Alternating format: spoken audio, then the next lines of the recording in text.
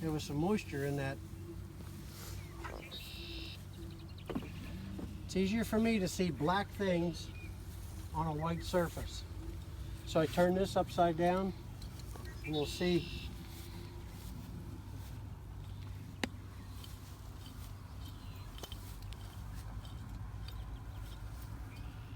The sugar comes out, the bees do not.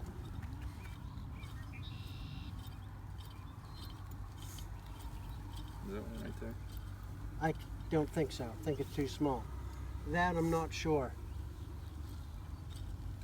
What are you looking for? Mites.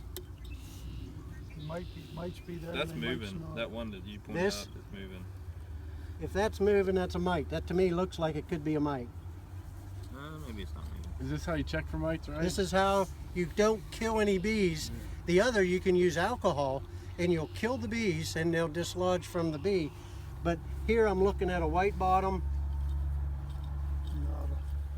and I'm not seeing. I put there's roughly 300 bees in here. Wow.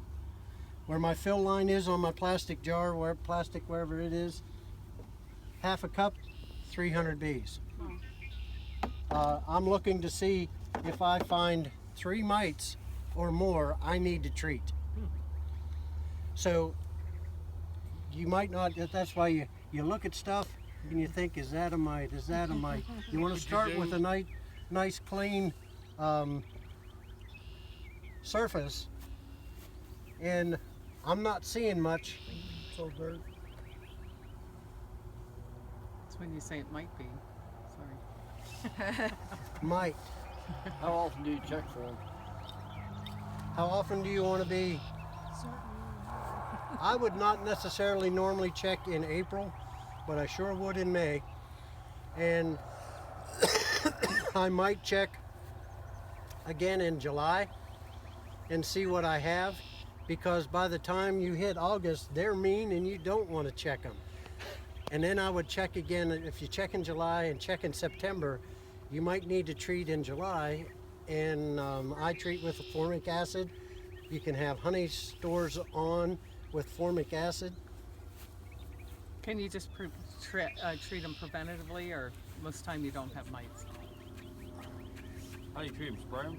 You don't want to create an immunity. I put a fume pad in Mite Away quick strips. Quick I strips, okay. put, they're just a pad. You open it up, you have to have respiration protection, eye protection, hand protection with Wow. these things, because it's formic acid. Oh. But bees make honey that has formic acid in it. So it's natural to bees, and that formic acid goes up through the capped comb and it'll kill the mites inside that are attacking the young, unemerged larvae or bees. So it will take care of them, and that's a good thing. I use it at a half a dose because a full dose can kill a queen. And so I use a half a dose. You can follow up then with another dose of that, and then after the honey flow, after the brood's gone in late fall, I use Apivar. That's what I used last year, and all 6 of my hives made it through the winter.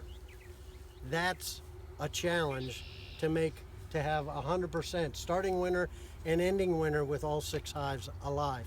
That's almost unheard of anymore. The reason why they don't make it, number 1, mites, number 2, beekeepers. They're not knowing what's going on.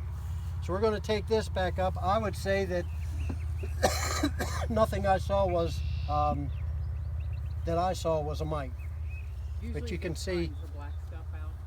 You would get a good bed of black stuff coming out. not necessarily, there wasn't a whole lot of black stuff. I mean, Maybe 6 bags from here. some of them could be what was in the jar. Hopefully it wasn't any bee parts. She was on the outside. You're saying 3 mites out of 300 bees. Roughly what percentage of mites Can't is tell. Is it? that thing moving? 1%.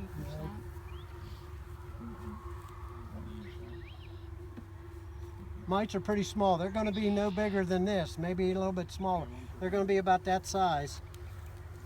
So I would look for stuff like that, and then it's hard to see. So I do this away from my beehives and I can unzip my veil. There's really not much bees flying around, and then I can see a lot better. That screen really deters my vision, that I have limited vision. Half of you got glasses anyway, so you know, it's not all that great. I want to go back and put this hive back together before they want to start getting the idea of robbing